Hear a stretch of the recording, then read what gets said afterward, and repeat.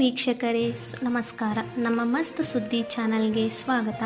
ಮೋದಿ ಸರ್ಕಾರದಿಂದ ಕಾರ್ಮಿಕರಿಗೆ ಪ್ರತಿ ತಿಂಗಳು 3,000 ರು ಪಿಂಚಣಿ ಇಲ್ಲದೆ ಅರ್ಜಿ ಸಲ್ಲಿಕೆ ಪ್ರಕ್ರಿಯೆ.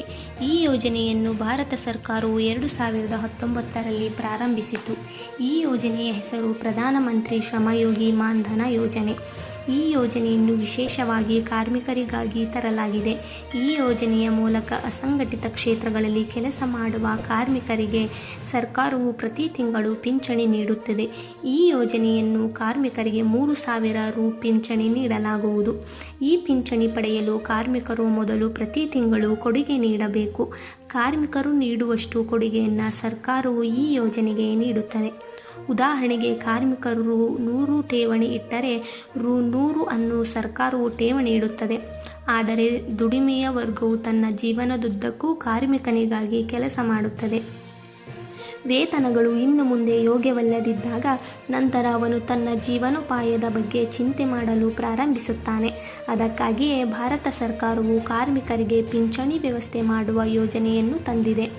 ಈ ಯೋಜನೆಯಡಿ ಭಾರತ ಸರ್ಕಾರವು ಅಸಂಘಟಿತ ವಲಯದಲ್ಲಿ ಕೆಲಸ ಮಾಡುವ ಕಾರ್ಮಿಕರಿಗೆ ತಿಂಗಳಿಗೆ 3,000 ರುಗಳ ಪಿಂಚಣಿ ನೀಡುತ್ತದೆ.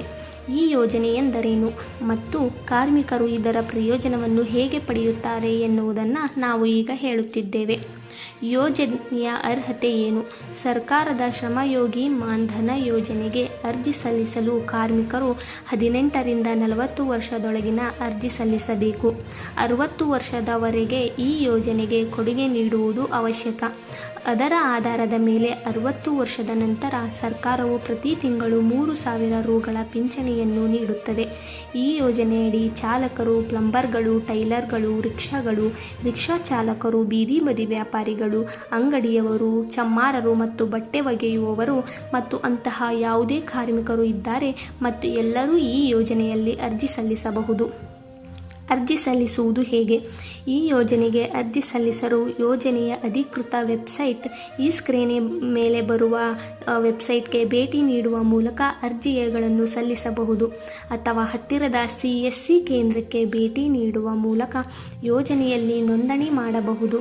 ಅರ್ಜಿಗಾಗಿ ನೀವು ಆಧಾರ್ ಕಾರ್ಡ್, ನಿಮ್ಮ ಉಳಿತಾಯ ಖಾತೆಗೆ ಸಂಬಂಧಿಸಿದ ದಾಖಲೆಗಳು, ಪಾಸ್ಬುಕ್ ಅಥವಾ ಚೆಕ್ ಪುಸ್ತಕದ ಬಗ್ಗೆ ಈ ಎಲ್ಲ ಮಾಹಿತಿಯನ್ನು ಒದಗಿಸಬೇಕಾಗುತ್ತದೆ. ನಿಮ್ಮ ಯೋಜನೆಯ ನೋಂದಣಿ ಪೂರ್ಣಗೊಂಡ ತಕ್ಷಣ ಮತ್ತು ನಿಮ್ಮ ಖಾತೆಯನ್ನು ತೆರೆದ ತಕ್ಷಣ ನಿಮಗೆ ಶ್ರಮಯೋಗಿ ಕಾರ್ಡ್ ಸಹ ನೀಡಲಾಗುತ್ತದೆ. ಪ್ರೀಮಿಯಂ ಕಂತನ್ನು ಆನ್ಲೈನ್ನಲ್ಲಿ ನಿಮ್ಮ ಖಾತೆಯಿಂದ ಕಡಿತಗೊಳಿಸಲಾಗುತ್ತದೆ.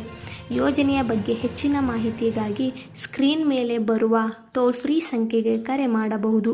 ಇನ್ನೂ ಹೆಚ್ಚಿನ ಅಪ್ಡೇಟ್ಸ್ಗಳಿಗಾಗಿ ನಮ್ಮ ಮಸ್ತ್ ಸುದ್ದಿ ಚಾನಲ್ಗೆ ಸಬ್ಸ್ಕ್ರೈಬ್ ಆಗಿ ಮುಂದಿನ ವಿಡಿಯೋಗಳಿಗೆ ಶೇರ್ ಮಾಡಿ, ಕಮೆಂಟ್ ಮಾಡಿ.